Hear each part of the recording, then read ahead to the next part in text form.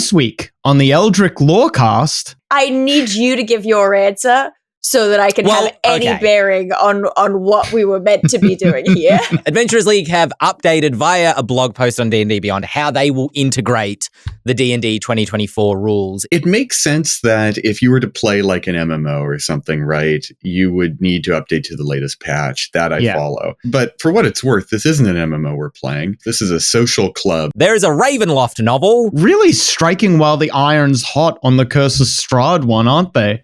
Yeah. AI. Oh, God. Not again. All that and more right now. 3, 2, 1. Slight delay. Hello, everybody, and welcome to this week's episode of the Eldritch Lorecast, the #1 tabletop RPG podcast in all the realms. My name is Ben Byrne, and I am joined, as always, every week in, week out, never a break in the lineup, Dael Kingsmill, James Hake, and filling in for Sean Merwin this week, we welcome back Adam Carnivale. Adam, welcome back to the Lorecast. Thanks, it's good to be here. Although, as you did state, I am actually always here. They just sometimes mute me. Yeah, that's how that works. We just don't turn on your camera. You're always just slightly with Dante off screen there in the darkness. You should be grateful we're letting you out to talk this time, Adam. Never forget that. Yes, thank you. Thank you so much. Please don't put me back into the dark place. No. It's just a cupboard with like warning tape over it, and it says "break in case of no Sean." Adam, I do have to ask you a question though. This is coming from Griffin Muffin. Griffin Muffin is asking, "What is your favorite CRPG, classic RPG that is not Baldur's Gate 3?" But just for the record, for folks at home, CRPG does not stand for classic RPG. Oh, it is not classic? No. No, it's computer, but go on. Yeah. Sure. Oh, I think I knew that. Anyway, continue. I think you did too. Fallout New Vegas has a very soft, tender place in my heart. I will never climb down from this soapbox yelling about how good and how amazing Fallout New Vegas is. Even the parts the other people often talk negatively and harshly, I think unfairly, about some elements of the game, and I think they need to shut up. I think our comment section just exploded with anger, A, because I said classic RPG, and B, I don't think Fallout New Vegas counts as a computer RPG. What? Yeah, it's like it's got definitely elements of those classic kind of old school RPGs in them, but it uses the modern Fallout engine. I feel like we're definitely going to get some upset comments. But hey, Fallout New Vegas, great game. You can find me at Retro Archetype. I will have this fight. Give him your engagement. All engagement is good engagement. Yes. If Fallout New Vegas doesn't count, if you're mad at that answer, I provide you this alternate answer, though I stick by Fallout New Vegas. I used to love Neverwinter Nights, and I still do, actually. Neverwinter Nights, the original. I adore it quite dearly. And used to play it tons. I remember, am I allowed to talk about how I broke the law one time? As long as you're not going to get arrested for it, I suppose. Yeah. So Australian law or US law? What do we? I think Australian law. If the cops come for me, fair enough. I had a good run. But anyway, so at RMIT, they used to teach they used to teach Neverwinter Nights to new gaming students. It's students doing gaming degrees, not gaming. Cool. Anyway. RMIT, a college in Australia, FYI. So Neverwinter Nights was installed on most of the computers at RMIT, at my old university, but they all used the same CD key. And I used to play with all of my friends because what Neverwinter Nights used to do, and I thought this was hilarious, if you joined a game in session, it would check the CD keys. And the game Neverwinter Nights would be like, I'm not allowed to do that. Obviously, you're using the same install copy of the game. But if everyone joined at the same time really quickly, Neverwinter Nights got confused and let you play. That's barely breaking the law. I thought you were going to say you stole a computer that had Neverwinter Nights installed. You just took it home. And I can say right now that I've never stolen a computer. Wink. Okay, fair enough. Dael Kingsmill, what is your favorite computer? Now I feel like RPG? you're just going to turn down all my possible answers to this. I can't tell what your criterion is if Fallout isn't allowed. I don't know the criteria. I'm going to be honest. I don't know the criteria. It's Skyrim. It's Skyrim, baby. That's just, it's so... They're going to come for you too, Yeah, Dael. I know. Oh no, what are we doing? Here's the thing about this. Cut the cord. I don't think they are. I think they're going to come for Ben. I don't know what you want from us. If They these want are not allowed. an isometric, party-based, story-driven game, ideally with turn-based or pause-based combat. This is a computer role-playing game. I don't know what you want from me. I reckon you can mod Skyrim enough to the point where it is indistinguishable functionally from a Baldur's Gate 3. That's probably true. I mean, I would have said that. I refuse to give you another answer. Surely Good. computer. Yes. Stick to it. Yes. Don't admit to any crimes, We're Dael. unionizing. Fair enough. Let Adam out of the cupboard. Oh no, I'm going back to the cupboard for my CRPG views. All right, James Hake, you have to rescue us, surely. I'm going to give the least controversial answer of this stream, though I do think there's still some room for real purists to get mad at me. I'll say Dragon Age 2 is my favorite CRPG. My reason for that is not... He doesn't even know what he's asking. The reason I will say this is not because I have any particular love for DA2's combat. I think it's fine. But I think it's character interactions. I think his characters are the best companion characters in any party-based RPG I've ever played. Mostly because they're all kind of screwed up little weirdos. And nothing makes a better RPG party than a bunch of screwed up little weirdos who are constantly bickering with each other. And that is DA2 to a fault. I feel like, isn't Dragon Age 2 the most Mass Effect of the Dragon Age games in terms of its combat gameplay? I'd probably say Inquisition would be the most Mass Effect-y. Okay, I'd believe that. Because in terms of qualifying as a CRPG, I feel like you could have picked either other Dragon Age and been fine, but you went for the one that without any real knowledge of it. I'm actually, I need you to give your answer so that I can have any bearing on what we were meant to be doing. First of all, I will say, Griffin Muffin, please rescue us somewhere in the YouTube comments, anywhere that you happen to listen to this podcast, and tell us what the strong definition is. Part of the reason I'm being so finicky is because my answer would be, and I got told this is not a real CRPG as well, but my answer would be Knights of the Old Republic. Yeah. It uses tabletop RPG rules in its system, right? Which Skyrim, for better or worse in terms of meeting the criteria, does not necessarily. It was designed as a video game through evolution from tabletop RPGs. Sure. Because I don't think people would say Mass Effect would count as a CRPG, but it has a lot of kind of... people would say that it does, but you could hold that close to your heart. Joey's on your side. Joey's not in the union. No, yeah. James I'm a scab with in this one. The only time you'll ever catch me being a scab. I think people love putting things in boxes and cupboards, and I think the world doesn't work like that. It's all blurry. One thing can be multiple things, and don't put me back in the cupboard. I think the big distinction, and Adam, you're absolutely right. I think these are often distinctions that serve little point other than for pedantic nerds who want to sort of quantify and categorize things. Yeah. But I think the big difference is whether or not the combat is real-time and reflex-based. I think once you get into real-time reflex-based, it becomes an action RPG. Interesting. I would agree. Interesting. I mean, because which puts a lot of us in trouble. Yeah, you go. Honestly, does the gameplay feel bad? I agree with that. Does the gameplay feel bad? Does the gameplay feel bad? It's a computer RPG. Yeah. Because you go from Morrowind, where you are shooting arrows into sky races, and you see the arrow hit the bird, but it tells you missed. And then you get to Oblivion and Skyrim, and suddenly everything's perfect accurate, depending on where you fired your arrow. So my favorite CRPG, my definition. Call of Duty 2. Shut up. That's going to be the thumbnail. What's your favorite CRPG with a picture from Call of Duty 2? That'll get the engagement. Yeah, there we go. Well, speaking of pedantic little nerds that like to categorize things, Adventurers League has updated their rules for how they're going to integrate the... I kid, Adventurers League. Got him. You got hands, dude.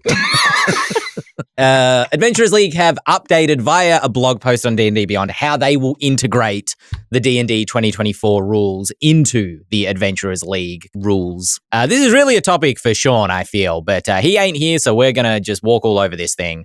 Rule number 1. When a new core book is released, Adventurers League will immediately use its rules. So anybody who's playing Adventurers League at the moment should use the D&D 2024 Players Handbook rules for creating characters, etc. With a 60-day grace period, so you have the option to use 2014 rules within 60 days of a new book's release. But currently, GMs should be using the 2014 DM's Guide, DMG. Yeah, DM's Guide. DMG? Why does that DMG. sound... Dungeon Master's Guide. Yeah, saying DM's Guide sounded weird to me in my head. And Monster Manual. Rule number 2. Until a 2024 book is released, the 2014 rules should be used. Rule number 3. If a rules option from a 2014 book, such as Tasha's Cauldron of Everything or Xanathar's Guide to Everything, has been updated into the 2024 rules, particularly spells got pulled from those books and added to the core Player's Handbook, you need to use the new version of that rule. Rule number 4, if a rules option appears in a previous book like Tasha's or Xanathar's that hasn't been updated, then you may use the previous version. I don't know how that applies to particularly subclasses for classes that have like rearranged where their subclass kind of buffs come. I read the blog post a couple times through. I don't believe it's in there, but I could be wrong. I've got a confirmation for you on this. The way that this works is that if you've got a subclass that has its subclass features come at, I guess I'll call them non-standard levels, right? Because the 2024 book standardized all the subclass bonuses. They slot into the proper slots. Okay, gotcha. Oh, interesting. And then last but not least, well, there's a couple of other kind of finer points around this, but just the cliff notes, last but not least, adventures will continue to use the 2014 rules, including previous written and newly written adventures. So folks can write adventures for Adventurers League and publish them, I believe, through DM's Guild they need to go to be part of like the Dungeon Craft program, I believe it's called. If you are currently writing an adventure that's going to go up before the new SRD 5.2 is released next year after the Monster Manual, it needs to be written in the 2014 style. And then after that SRD is released, then all the adventures need to be written in the 2024 style. Does that make sense? Are we all... I understand. Cool. I mean, I don't know if it makes sense, but I accept it. It makes sense that if you were to play like an MMO or something, right, you would need to update to the latest patch. That I follow. But for what it's worth, this isn't an MMO we're playing. This is a social club sort of activity where what we really want to do is we want to make it both, fun and welcoming. And this seems like such a bizarre hurdle to new players. And honestly, just like, players with only a moderate level of investment. It seems perfectly comprehensible to people who are really plugged in, who really know all the details, who have the, who are passionate enough about it to have all the details on lock. But if you're not that and you're like, should I get into Adventurers League? If you ask me, should I get into Adventurers League? I would say, go ahead and wait till 2025. Wait till like February of next year and then give it a go, because I feel like all the rough edges will have kind of settled down. If we've got the whole, updated rule set to work with. It's not piecemeal anymore. They've got a new DMG. They've got a new monster manual. There will be no confusion. The DMs will know what to do. That just seems easier for everyone involved. I guess trying to capture the excitement of a new book releasing for folks who are part of the Adventurers League. They want to use the 2014 weapon mastery and things like that and not have to wait another 6 months before that stuff can be implemented in the game. I just want to be clear as well. I was joking before when I said Adventurers League are pedantic little nerds. I've gone on record on this Lorecast as saying that it's not really for me, but I have a healthy respect for AL. But who is AL for? Is it for new players coming into D&D, or is it for hardcore D&D players or experienced D&D players that love that format specifically? ¿Por qué no los dos? I think that's the way AL would position itself. Yeah. You would want, or if I were AL, I would want to be as inclusive as possible, obviously, to draw from as large a pool of people as possible, because I think that makes the game more fun. But I do think, I mean, like, I'm sure there are new players who join AL, but I feel like Adventurers League really only, like, the people who are most likely to engage are probably the really, like, diehard sort of people who might not necessarily haven't come from older editions, but are definitely, like, really, maybe have been playing for a little while and really love the game. They've read all of the books cover to cover. I don't see a lot of newer players really understanding or knowing how to get into AL. But that's just me. That's literally just my opinion. This is the kind of stuff that my sister, who did her doctoral thesis on nerds, would have loved. This kind of descriptive language being used in, like, interview-based research. No, I was just going to say, Roman. She did what? What? She did her doctoral thesis on. She's a doctor of nerd. That is just a true statement about my sister. Okay, all right. Yeah, I mean, it's good. If you can find it somewhere, it was enjoyable to read as well, which was a shock. Not because she's a bad writer, but because theses are dry. Theses are dry, and hers wasn't. Whoa! Oh my God! No, she's a cultural studies person, and she studied nerds. My sister's thesis is called "Woefully Imprecise Nerddom as Messy Discourse," for anyone who was looking into that. That's fun. I like that. As Roman brought up in chat, there is an element of Adventurers League, and I feel like if I can channel Sean while he's not here to defend himself, I think that Sean might also say that Adventurers League is for people who can't find a DM elsewhere, right? This is a place where people can come together at, this location, and there's a DM there to run for you. And I think that that's where it does end up being an intersection of folks who are really into D&D. They like the traditional method. That's why we're getting our slightly more grognardy style of player, because they're not someone who's transitioning to online play. They're someone who still wants to play in person. So they're going to go down to the local gaming store, and they're going to play potentially with a bunch of strangers, or they're going to play with the people who are diehard enough to come by every weekend and play in this sort of third community space. But the other people who get roped into that the kids who really want to play D&D. Their parents don't know what to do about that. They do a little Googling. They do a little research, and they go, oh, well, the local game store has this game that happens. I'll take my kid along to that. And so you get to have your 40-somethings, 50-somethings who are really experienced alongside your, like, 12, 14-year-old kid who just wants to play for the first time and doesn't know anyone else who plays. So I think in that sense, Adventurers League probably does actually live up to its reputation as being something for both groups. Because I also think as a format, it almost doesn't run that smoothly if you don't have experienced players at the table alongside the new players. It's a place where the new player can jump in and get the sort of oral history lesson in how this game works. And now James is going to say something. Yeah, this is an interesting point about the sort of smoothness of the game running, because this has kind of always been my biggest point of, like, friction or interest. It's always been the thing that interests me the most about AL, because I've played a fair amount of AL. It's not my favorite format. I prefer, kitchen table at home D&D. But starting with the very release of 5e, I went to a lot of conventions. Even before I started, like, working in the industry, I just, like, wanted more D&D. And so when I went to a convention, I would always sign up for a D&D table. And I would often also sign up for AL tables at my local gaming stores here in Seattle. And I gotta say, the two types of AL, Con AL and Game Store AL, could not be more different. Really? Con AL is really very focused around people who love their character and love playing with lots of different people and love the very mechanically gamist aspects of D&D. They like to defeat an adventure, and they don't care who they're playing it with, though they might bring a friend or two along, right? They might always kind of play with a couple of guys who they bring from table to table. When I was at Gamehole Con and several years ago, pre-pandemic, I remember being at a table that was me, my ex, and like 4 guys who always played AL together every single day of that convention. And so it was a bizarre sort of experience. Whereas, and I guess just to put a cap on that con style of AL always is fighting against the time limit.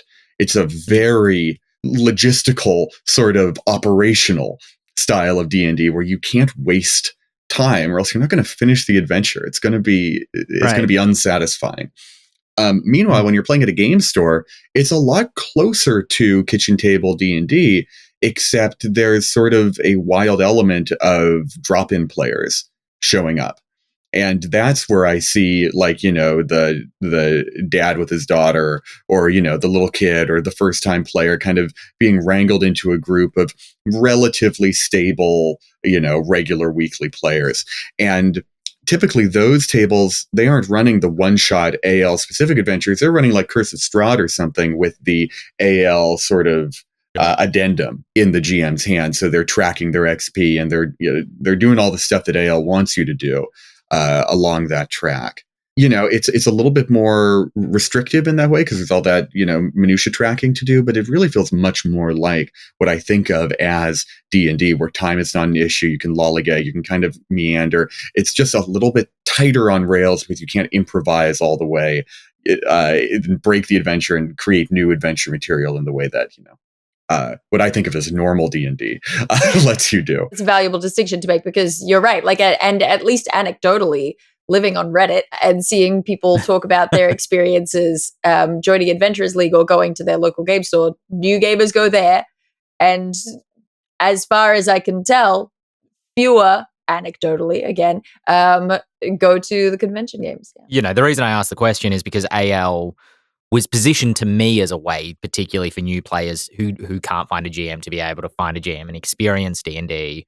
But a lot of those newer players tend to bounce off AL, if not D&D entirely, because AL players, from my experience GMing at conventions and running a kind of intro to D&D events and things here in Melbourne, know how the game is played, like it to be run a specific way. What they like about AL is that they can rely on any table, the GM kind of having a roughly similar understanding of the rules. There's less kind of homebrew and house ruling and GM fiat kind of going in there with, you know, obviously a surface level of idiosyncrasies that each GM kind of brings to the table. And that can be a little off-putting to new players who are just trying to learn the game for the first time and might appreciate a little bit more of that flexibility of a GM just saying like, sure, you know, try this or try that or, you know, whatever, which, as James noted, sometimes the time doesn't allow for either because the GM's just got to be like, make an attack. You should attack it.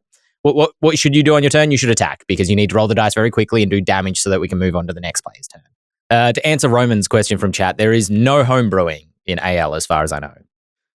It all has to come from official content. Could never be me. And in fact, to be able to get experience in Adventurers League and like upgrade your character, James, correct me if your understanding is different, you have to play an Adventurers League adventure. Like the table has to be sanctified in whatever process that is. I think the GM has a number because they register with Adventurers League. There's a special oil you splash on the table, I think. Yeah. This is now Adventurers League official. So like I can't run a Grim Hollow adventure in Adventurers League and you take experience from that adventure to your next Adventurers League game because it needs to all be AL official. The restrictions on AL play are for players, your character needs to be built with the player's handbook and only one other source book. And the GM must be running either an official published hardcover adventure with whatever sort of addendum the AL publishes to support it, or an AL specific adventure in, you know, and it can be from any season. They can be in any order. You can kind of meander your way through time, whether, you know, Tyranny of Dragons one day, Waterdeep Dragon Heist the next.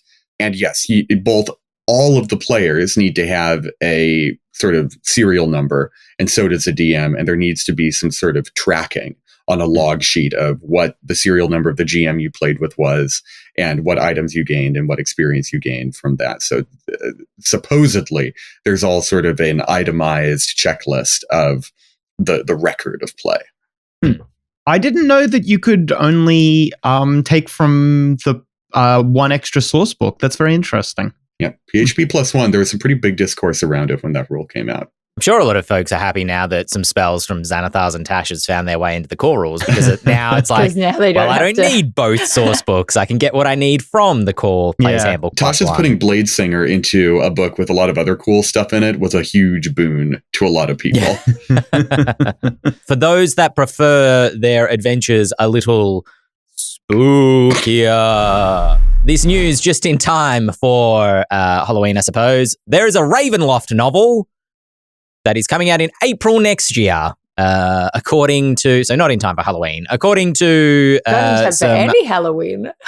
But just in time for spring, Easter? I suppose. Just in time for the following Halloween. Yeah. Yeah, exactly. Exactly. 6 months out. That's precisely in time for. Currently, the name of the novel is unknown. It's kind of been... it's gone up on some... as an untitled listing on some book retailer websites.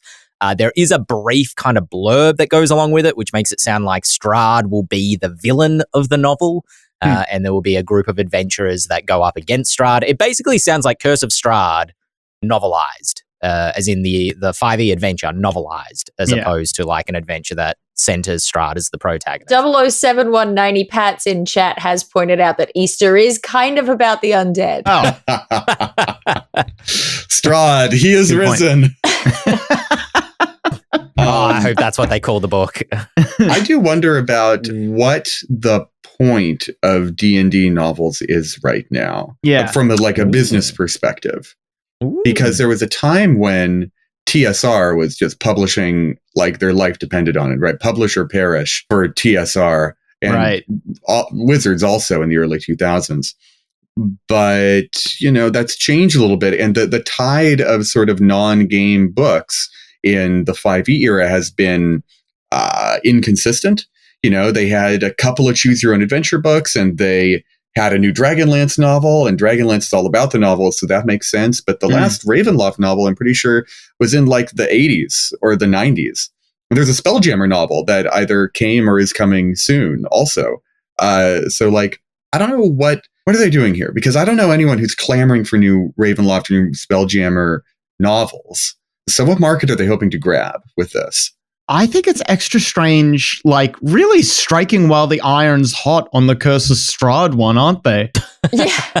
I feel like surely what you'd want to do if you're coming out with a novel is you want to do something that people... I'm running Curse of Strahd right now, and there's ups and downs in Curse of Strahd, but there is a lot of cool things that you could put into a novel, absolutely. Yeah, I wonder why they're not picking something that's either very soon upcoming sort of thing, or maybe something that people are still really talking about. Well, I think people, you just said yourself, you're running it at the moment, and this is a 10-year-old module this point. I think maybe 8 years old technically. I think Curse of Strahd, I would be willing to bet, maybe not on sales numbers necessarily, but I think if you ask what is the 5th edition, 2014 to 2024 adventure module that gets played the most, at least, if not the most in sales, I think is far and away Curse of Strahd. Yeah. And I think that the reason you do a novel like this, I would have drilled down into more information, honestly, if I thought this topic would take off in the way that it has. I can never tell. Sometimes you folks just brush past them and I'm like, all right, never mind. No more information needed. But I believe I was reading that they have been ramping up, James, as you kind of noted with Spelljammer, they have been ramping up their novel output more and more kind of recently over the last sort of 18 to 24 months. And I think that if you want to have a franchise, this has been a weakness of D&D that we've talked about in the past. You need recognizable characters. Who is your Spider-Man? Who is your Captain America that you put on a box to sell an action figure or something like that, or a Lego minifigure, speaking of D&D merchandise.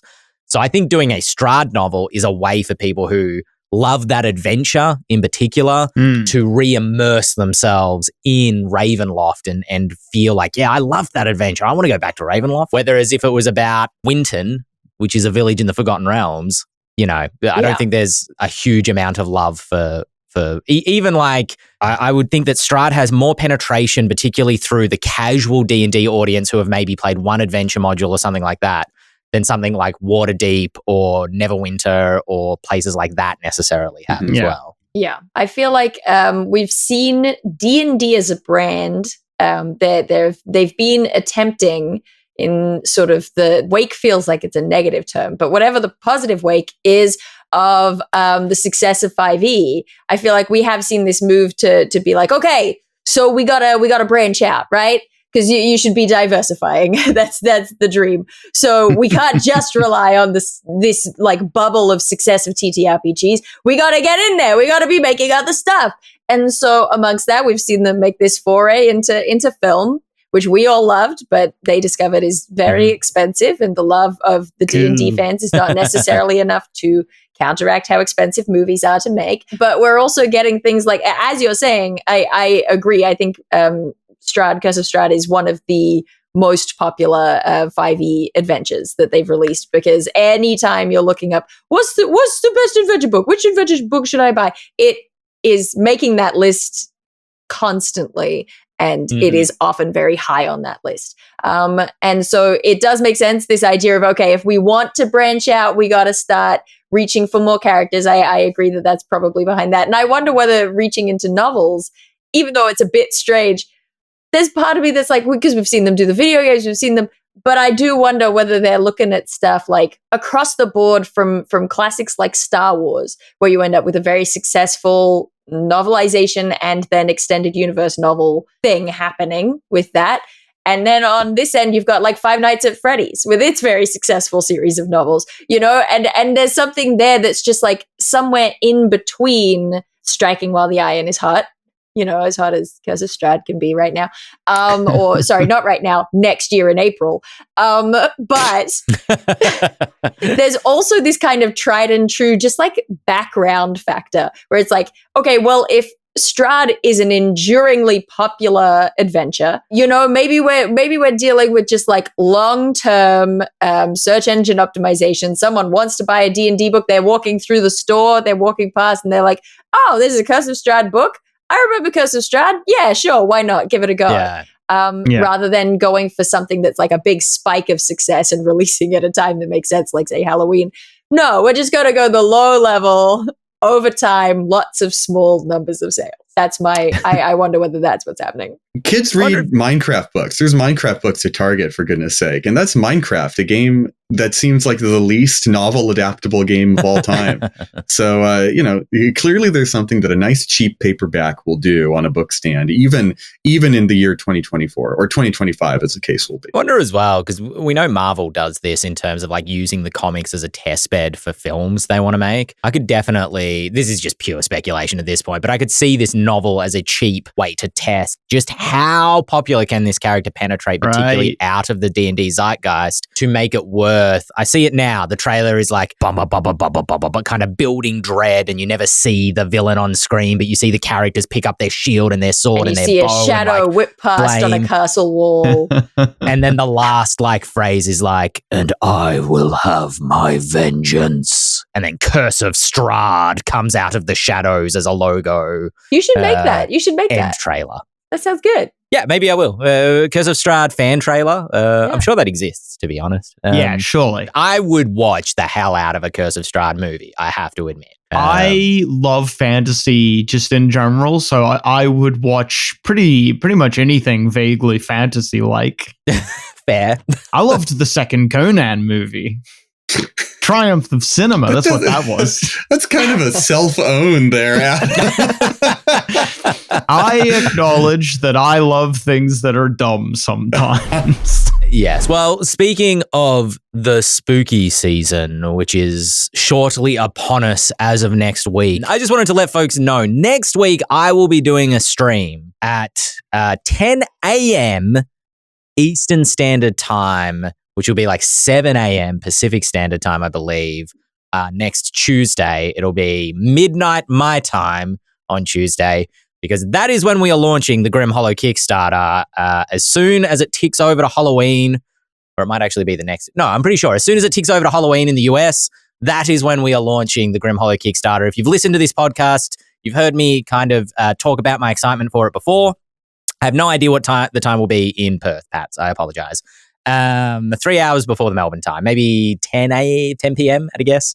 So come hang out. Look, honestly, I won't be in this room. I'll probably be at home streaming. It's just going to be a casual stream to watch the Kickstarter go live, tick over, and be excited for it. So if you are like me, also excited for the Grim Hollow Kickstarter launch, come hang out at the start of the spooky season. I'm sure it will be a spooky time.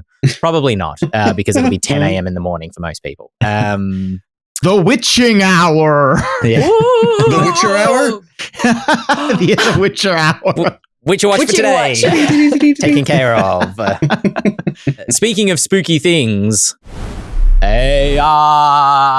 Oh, God. Not again. No, this is a quick one. You'll like this one. Okay.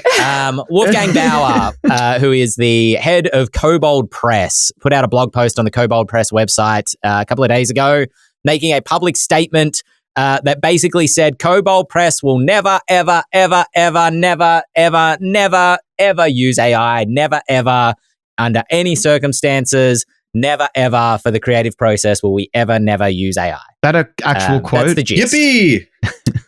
Yeah, yippee. The actual quote is, we don't use generative AI art. We don't use AI to generate text for our game design. And we don't believe that AI is a magical pixie dust that makes your tabletop games better.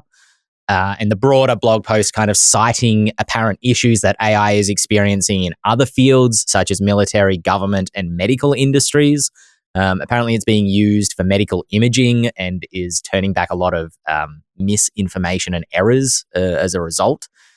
So Wolfgang saying that he does not believe, and Kobold does not believe, that AI is necessarily better at doing anything. And if I can back up Wolfgang with his own credentials here, because he's too humble to drop this, but Wolfgang studied biology at Cornell University before going into tabletop RPGs. Wolfgang Bauer is a smart dude. And if he's saying that the medical field is using AI irresponsibly, I would believe him. So yeah, blanket statement there. For the record, Ghostfire feels the same. We have it in our MSIs for artists and writers that MSA is a master services agreement. It's basically the contract that says the terms by which someone is going to do work for us, and those state that AI is not to be used in the generation of work for us on the creative side of things. So no AI, yay, is the thrust of it. I told you you'd like that, Dael. Okay, moving on. Didn't bite down on that one? All right, fair enough. I'm holding off. I am holding off. I have little bits of bites I want to take. No. Can I maybe throw some chum in the water and we'll see if we can get Dael going? Oh, God. Okay, sure. Let's. When ChatGPT first became available, I think I might have gone back. Anyway, I've tried at least twice now to see if ChatGPT could write a compelling or interesting campaign. And I think it's so funny that I have to keep giving it new inputs until I get to the point where I'm like, I might as well have just freaking written this myself. Where I'm like, well, no, you got, because it's giving such broad ideas that there's nothing specific or substantive to anything that it ever spits out, and I have to get more and more and more precise in what I'm asking it to do. And every single time, I feel like I just very easily could have made this. I basically have made it myself.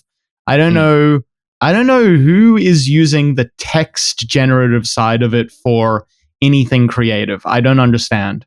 As far as I can see, the text generative side of it is mostly being used to create terrible Twitter bots that will skim money out of Elon Musk's pocket by buying Twitter Blue and then posting a lot of garbage replies on popular posts. I guarantee You do not need ChatGPT to get terrible Twitter bots. You know what?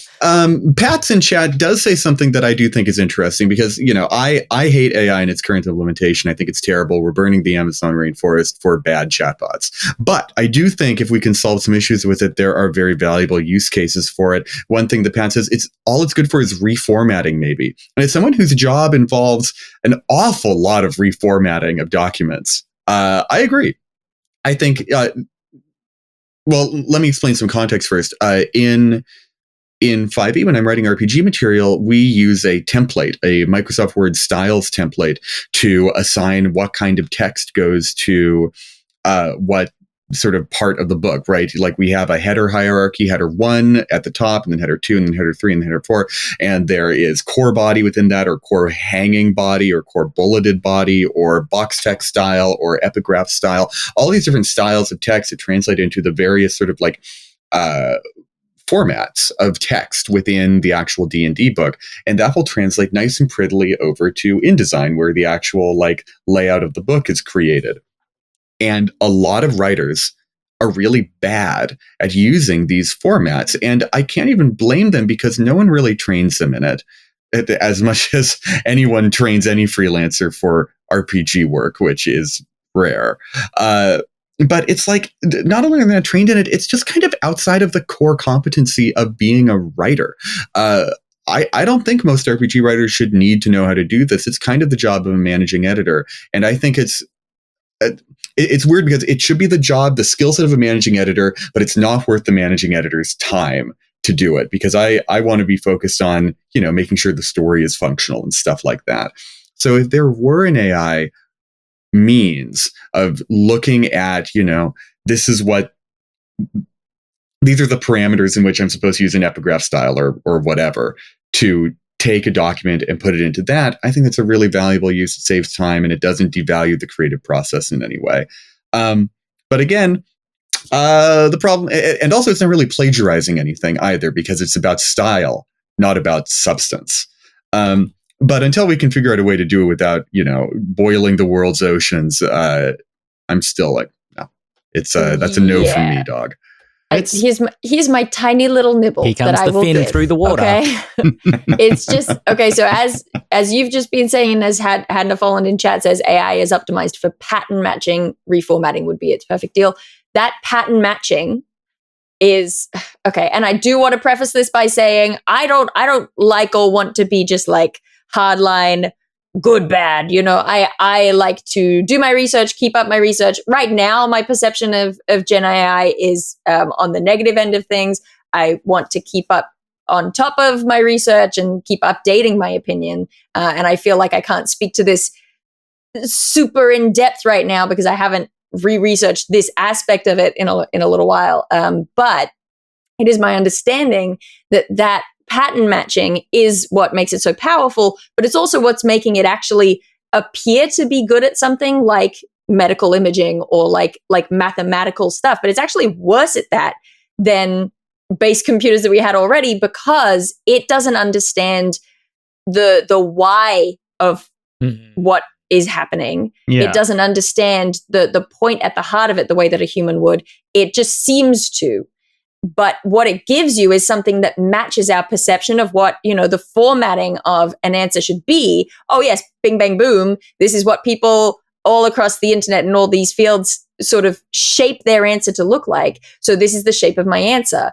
But upon deeper analysis, as far as my understanding goes, we end up with something that is not an accurate mathematical response or medical response. It just looks like one. And that's kind of a dangerous space to be in. This is an interesting point you bring up. And maybe this is me being needlessly pedantic about definitions, but when people talk about the algorithm, it gives sort of an inflated sense of importance and, ability to AI algorithms, because what you just described, Dael, and what AI is it's a heuristic. Right. In psychology, there are algorithms, there are heuristics, whereas to give, I took AP Psych 10 years ago sort of definition, a heuristic is basically what we think of as an AI algorithm where we look for patterns And an algorithm is sort of a branching decision tree with highly specified parameters. And basically all the algorithms that we think of in modern parlance are just sort of like broadly looking for trends, which puts it kind of vaguely in the realm of human thought, because we think in heuristics, not in algorithms. That's why we think organically and not mechanically. But if you look at how bad, for instance, ChatGPT is at math, you'll see that there is a pretty important time and place for mechanical thinking, and namely in computing. These are two things that I had known independently, I guess, but I think I needed Yoel's help to actually connect these two dots, where I have heard in the past people describe generative AI as not understanding the answer, but what the answer looks like. And then I'm now connecting that to my issues where I'm like, I don't understand why you can't, why AI is unable to recreate creativity. And because it can't recreate creativity because it isn't creative, it just knows what creativity looks like. And it can't, there's no intent to what it's doing. It's just spitting out. Yeah. Well, anyway. Thank you for helping me combine those two ideas. They say that imitations is the serious form of flattery, but I don't feel very flattered by AI at all. Well, it's because when it's just being stolen.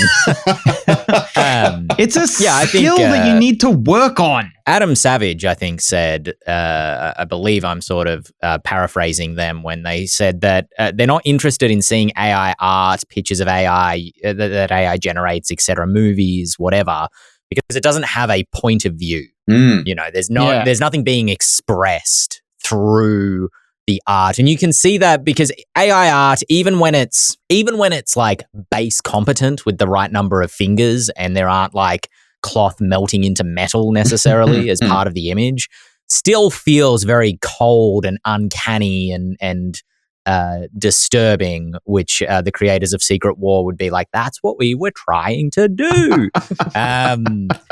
But I think, and I don't remember where I've heard this, but from multiple like Hollywood directors and, you know, just browsing social media, a lot of creatives saying like there is joy in the process of creation, and creation is not about the product necessarily or the end result. It is about the process through which you go to create something. And as a creative, I think that's extremely true, because I get very angry at myself. I get very upset with myself because working in a company, you know, you have timelines, you people want the products that you're kind of showcasing to them. So you need to be able to finish something.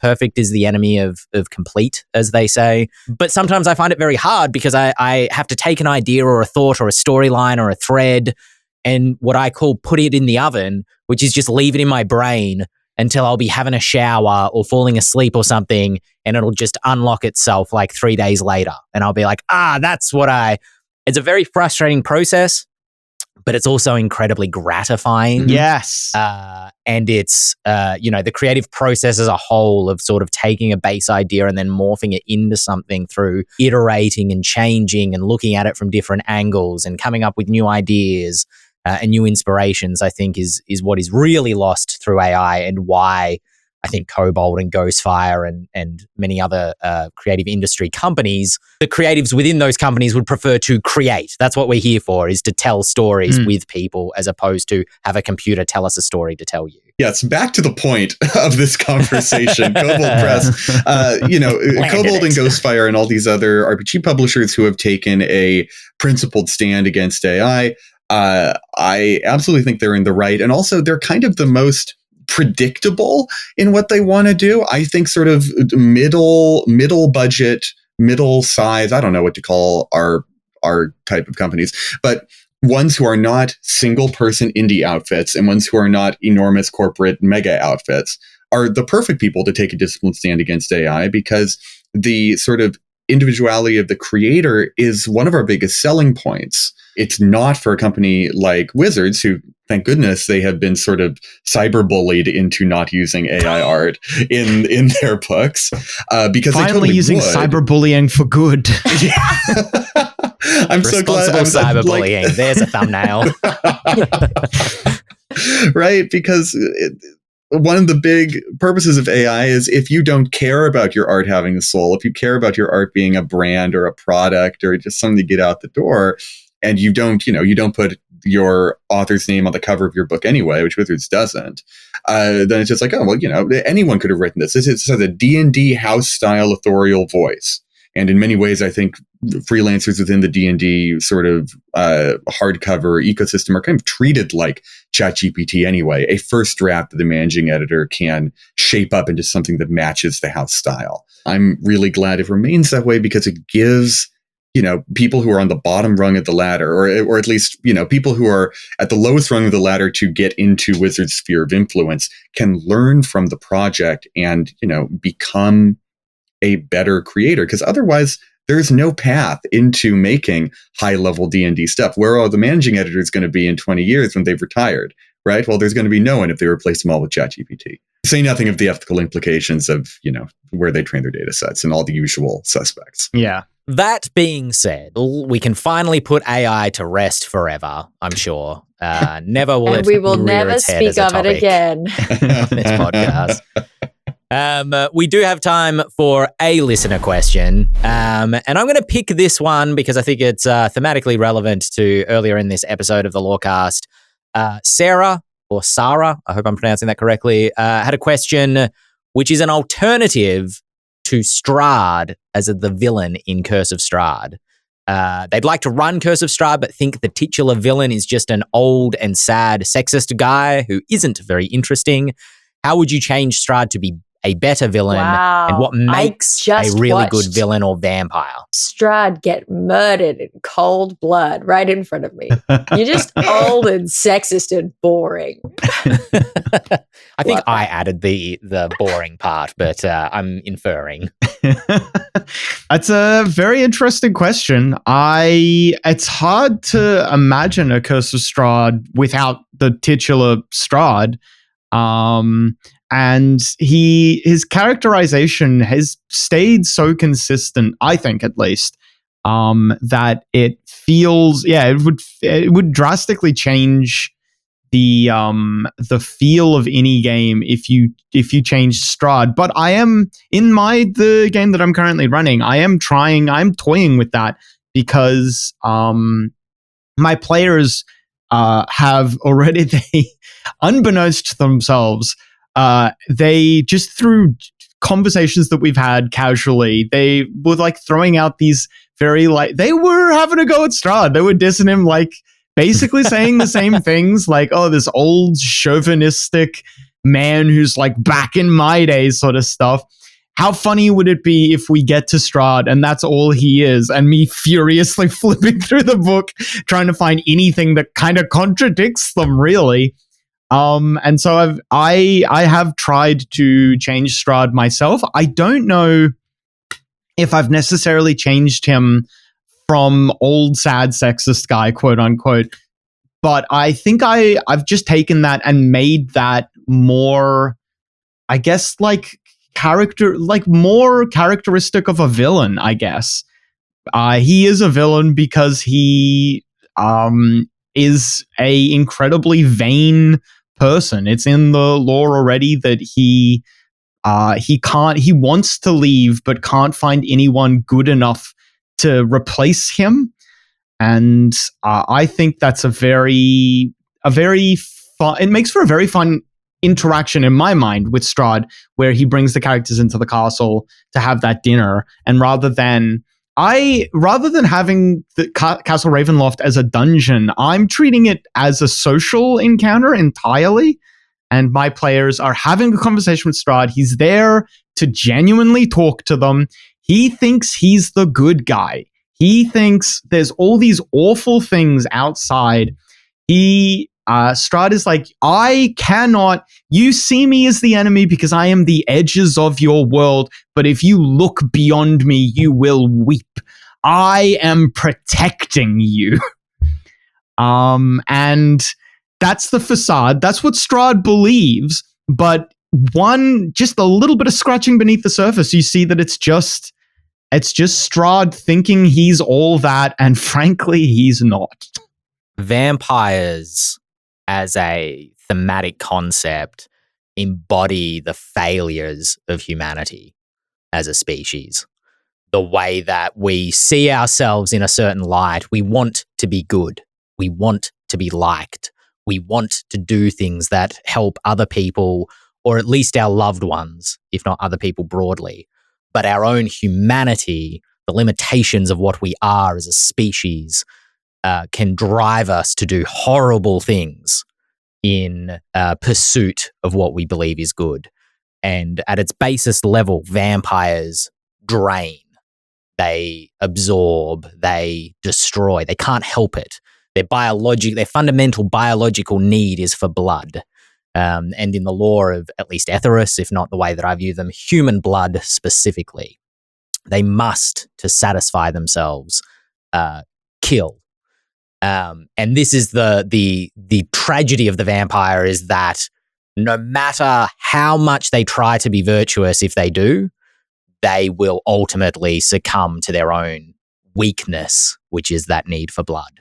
And I think thematically that ties into, again, humanity's failure to destroy things even with the best of intentions. It's a nice light episode this week, which I think, honestly, fundamentally, I just wanted to express that as being what I think is the core of a vampire, because I think you also express that through the context of Strahd really well, Adam, in terms of like, he thinks he's the good guy, but, invariably destroys. You can go with this sort of classic version of Strahd if you are willing to make this vampire repulsive and sort of unsympathetic.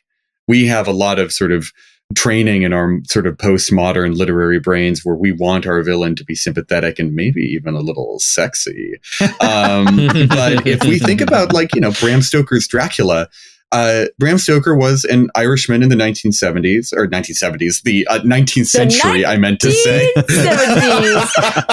I would read that version of Dracula, let me tell you. Hell yeah. An Irishman in the 19th century, which, was pretty famously not doing so hot because of some people in England.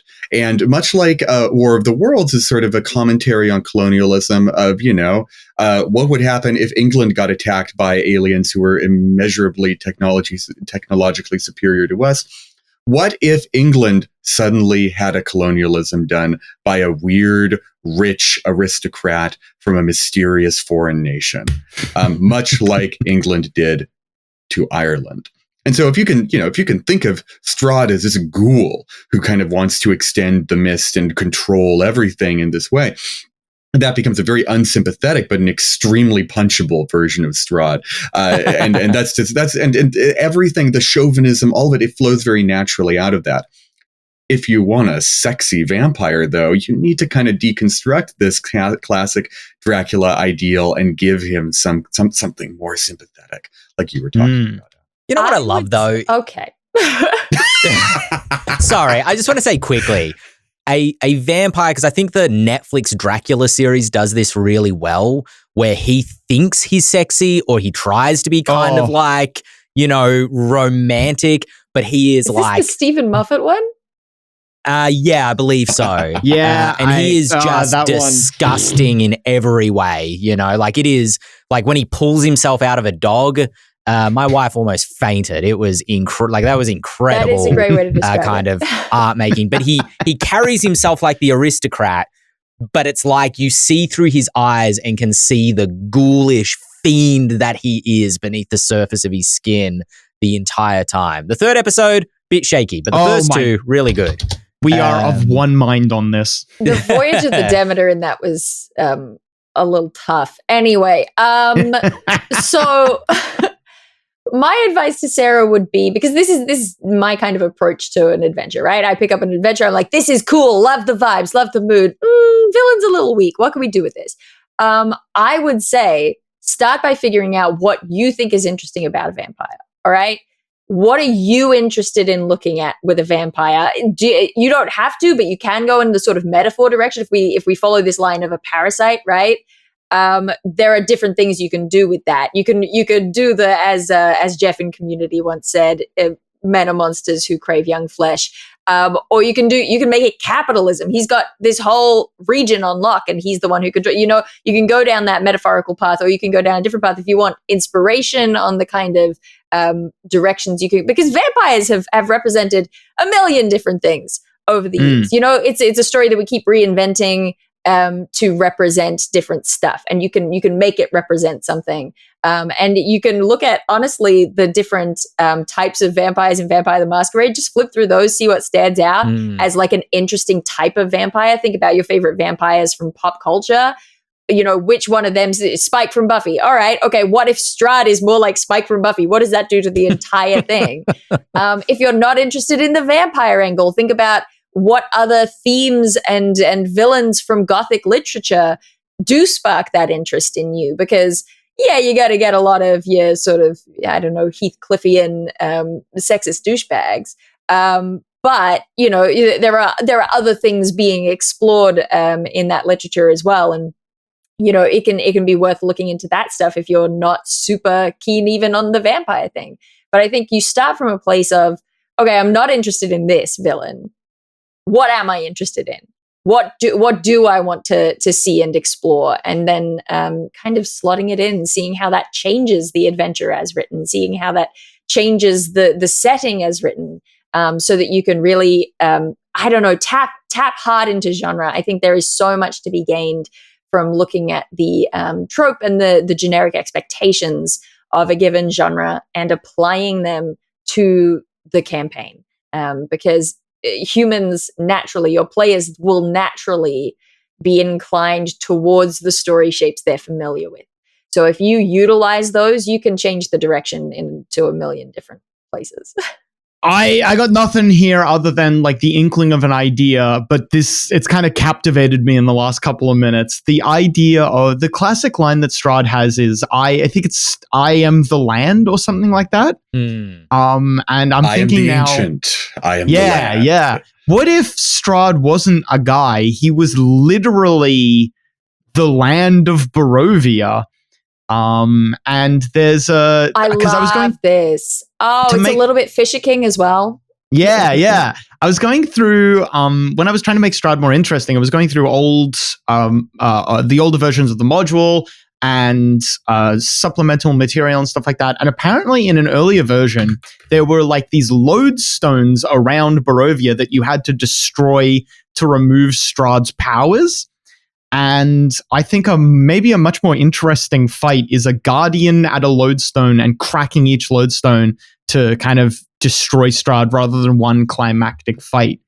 Dude, especially if each of these lodestones is like a monument to some like atrocity that was committed by, the metaphorical crown of Barovia, right? Strahd is the culmination of all the blood that has been spilled to create this nation. Now there's an idea. God. Yes. We're just a simple. Okay, wait. We're onto something here. Because like the idea that this guy who's in charge, he was once alive, but now he's this corrupted, like living dead version of that, and he represents the land. And each lodestone could also tie into an aspect of the vampire myth that destroying them makes him vulnerable in some way. So, like, he's immune to sunlight. Yes. He's completely fine walking around in the sun. Maybe he's a little underpowered in the sunlight, like the Dracula myth. But if you destroy one of the lodestones, he can no longer bear the harsh radiance of the cleansing glory of the sun. Destroying another one could, he can no longer enter people's houses once another one is destroyed because of some, mythological, psychological effect that it has on him. So his grip kind of slowly slips.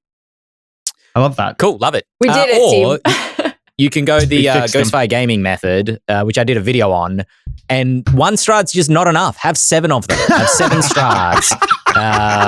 Run your game in Astoria, where the land is ruled by a coterie of 7 vampire lords known as the Crimson Court, and destroying one of them only creates a power vacuum into which another will invariably spill. Or transform into a vampire and fill that power vacuum yourself. Grim Hollow Transform, coming to Kickstarter, 1st of October. Go check it out. There's the link in the chat again. I did it. I'm getting good at this. Not a drop of AI used because we're a nice mid-range publisher. Not a drop of segue wasted. Yeah. Man, I wish I had got through that first segue straight-faced. All right. That's going to wrap it up for this episode. I need to let these people out of here. I need to put Adam back in the cupboard. No! I'll save you, Adam. If you've enjoyed this stream, you can join us 7 p.m. Eastern Standard Time, 4 p.m. Pacific Standard Time on a Monday. If you're in Australia, it is Tuesday, 9 a.m. Eastern Standard Time. And I'm going to guess it's something like 8 a.m. No, it would be like 6 a.m., 7 a.m. if you're in Perth. Good luck, Perthians. Anyway, or you can find us on YouTube, likes, stars, all that stuff gets us out to more listeners. We really appreciate it. If you're new to the Lorecast in the last couple of weeks, welcome. We love having you here. Big appreciation to everyone. My name's Ben Byrne. I've been here with Dael Kingsmill, James Hake, Adam Carnivale. And we will, all four of us, join you again next week, undoubtedly, for another episode of the Eldritch Lorecast. Right? Yeah. Yeah. Hopefully. Ba-da-ba-ba-da-ba. Ra-da-da-da. The buzz are actually Adam banging on the cupboard door. It's me in between playing rounds of half a Monopoly because I only have half the board with a stuffed teddy that's in the cupboard with me.